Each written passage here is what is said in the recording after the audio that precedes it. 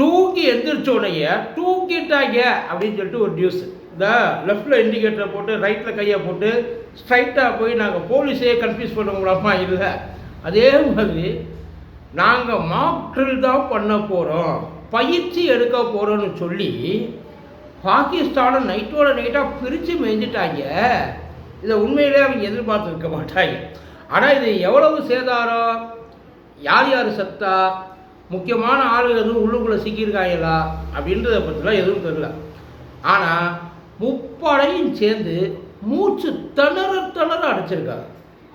மூணு ஏதாச்சும் ஒன்று தானே அடிங்க. எப்பையும் ஒன்று ஆர்மி அடிக்கும், இல்லை நேவி அடிக்கும், இல்லைன்னா ஏர்ஃபோர்ஸ் அடிக்கும். ஆனால் இன்றைக்கி நடந்த சம்பவம் 3 ஒட்டுக்கா சேர்ந்து ஆளாளுக்கு உங்களால் எவ்வளோ முடியுமோ அதை செய்யுங்கப்பா அப்படின்னு சொல்லி 9 இடத்த காலி பண்ணியிருக்காங்க. 9 இடத்த நைட்டாக 9 இடம் விழுந்து அடிச்சிருக்கு. ஆனால் இதில் ஒரு முக்கியமான விஷயம் என்னென்னா, பொதுமக்களுக்கு எந்த சேதாரமும் கிடையாது, அதுலேயும் இராணுவத்துக்கு எந்த சேதாரமும் கிடையாது. பழைய பகையெல்லாம் இவங்க கால்குலேட் பண்ணி ஒட்டுமொத்தம் இந்த ப்ரிசிஷன் ஸ்ட்ரைக்கு, குறிப்பாக இதுதான், இந்த இடம்தான், வேறு எதுவும் கிடையாது. இந்த முடி மண்டையில் நடுறப்ப இல்லாத இடத்த பார்த்து நடுவாங்கல்ல, அதே மாதிரி வச்சுங்க. ஆனால் இங்கே நடலை, பிடிங்கிருக்கான். இந்த மசூத் அசார் இந்த ஃப்ளைட்டை கடத்திட்டு போயிட்டு நம்ம அந்த பணைய கைதியை இந்த பக்கம் அள்ளி கொடுத்தோமே, அவனையும் அது ஏதோ பகவத்பூர் ஏதோ ஒரு சொல்லியிருக்காங்க. அதுக்கப்புறம் இன்னொன்று இந்த லக்ஷ்மி தேவா அவங்களோட ஹெட் ஆஃபீஸ் ரொம்ப வருஷமாக இருக்கிற அந்த இடத்தையும் சேர்த்தாப்புல மொத்தத்துக்காக ஒரு 9 இடம் போட்டு அடி நடிச்சிட்டாங்க. ஆனால் இதுக்கு பாகிஸ்தானோட நிலைமை தான். இப்போ எப்படின்னா, இந்தியா சொல்லியிருக்கு, நான் உன்னை இப்போ சப்புன்னு அறைவேன், நீ மூடிட்டு வாங்கிக்கணும் இருப்பார். பேசாமல் இருக்கிறாங்க சார். இது வரைக்கும் அங்கேருந்து எந்த விதமான ஒரு அப்டேட் இல்லை. ஆனால் கேப்பில் என்ன பண்ணிட்டாங்க, நாங்கள் பாகிஸ்தானோட ஃபைட்டர் ஜெட்டையெல்லாம் இந்தியாவோட ஃபைட்டர் ஜெட்டையெல்லாம் நாங்கள் காலி பண்ணிட்டோம், இந்தியாவோட பல பேரை நாங்கள் பணைய கைதியாக பிடிச்சி வச்சுருக்கோம், வந்தாங்க எங்களை அடிக்கிறதுக்கு வந்தாங்க, ஆனால் நாங்கள் பண்ணலை, அடித்தது உண்மை. ஆனால் இந்தியா என்ன சொல்லிச்சு, நாங்கள் தான் ஃப்ளைட்டே அனுப்பலையே, பூராவே லான்ச்சிங் தானே, மிசைல் லான்ச்சிங் தானே, நீ பூரா எங்களை பிடிச்ச. ஒரு போலியான செய்திகள் நிறையா உள்ளூருக்குள்ள.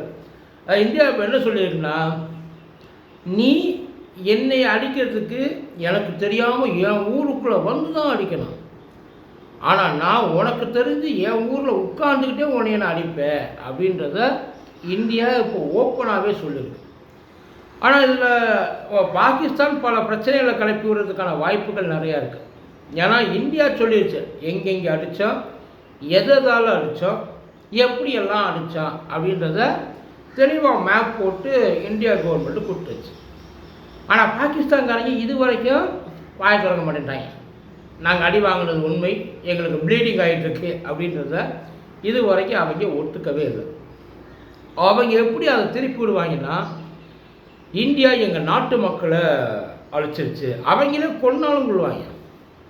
ஒரு 40-50 பேர் அவங்களே கொண்டு பிடிங்க பாருங்கள், அப்பாவி மக்கள். அது இல்லாமல் எங்களுடைய பெருமையான மசூதி மேலெல்லாம் தாக்குதல் நடத்திடுச்சு இந்தியா. அப்படி சொன்னால் தானே கலப்ப முடியும், இல்லாட்டி வேறு எந்த விதமான ஒரு எமோஷ்னல் ட்ரிகர் இருக்காது இல்லை. ஆமாம், ஒருவேளை உண்மையை சொல்லிட்டாங்க, இங்கே அந்த தீவிரவாதி மசூத் அசார் அவன் இருந்த இடமும் லஷ்கர் தொய்பாவோட ஹெட் குவார்ட்டர்ஸும் இந்தியா அழிச்சிருச்சு, எங்களுக்கு உதவிக்கு வாங்கன்னு கூப்பிட்டா யாராச்சும் வருவாங்களா? வரமாட்டாங்க. அதனால் இந்த நாடகத்தையும் அவங்க நடத்தினாலும் நடத்தலாம் பாகிஸ்தான்காரங்க. பட் அதே நேரத்தில் இன்னும் நல்லா தெரிஞ்சுக்க, இஸ்ரேல் பாலஸ்தீன பிரச்சனை வர்றப்போ கூட இஸ்ரேலாக இருக்கட்டும் பாலஸ்தீனமாக இருக்கட்டும் சம்மந்தமே இல்லாமல் சாதாரண ஆட்கள் அடிக்கிறப்போ எவன் அடித்தாலும் அவனை தூக்கி போட்டு எல்லோரும் அடித்தாங்க, வேர்ல்டு பூரா அடித்தாங்க. அவங்களுக்காக கொஞ்சம் கூட வருத்தப்படல. அந்த நிலைமை இந்தியாவுக்குமே நல்லா தெரியும். ஏன்னா ஜென்ரல் பப்ளிக்கையும் ஆர்மி அடித்தா கூட பரவாயில்ல, ஜென்ரல் பப்ளிக்கையும் இந்த மாதிரி இந்த ரிலீஜியன் சம்மந்தப்பட்ட விஷயங்களையும் அடித்தா ஆல் ஓவர் வேர்ல்டு இந்தியாவுக்கு எகெயின்ஸ்டாக, ஏற்கனவே பல நாடுகள் இந்தியாவுக்கு எகெயின்ஸ்டாக இருக்குது ஏற்கனவே. இதில் இந்த மாதிரியான சம்பவங்களும் அங்கே நடந்துட்டால் அதுக்கப்புறம் இந்தியாவுக்கு சப்போர்ட்டு ரொம்ப கம்மியாக போயிடும். இப்போ யாருடைய சப்போர்ட் நமக்கு தேவையில்லை அவங்கள போய் அடிக்கிறதுக்கு. பட் அதே நேரத்தில் அடிங்கப்பா, நாங்கள் உங்களை எதுவும் கேட்க மாட்டோம் அப்படின்ற ஒரு சப்போர்ட் இருக்குல்ல, அதுவும் வேணும்.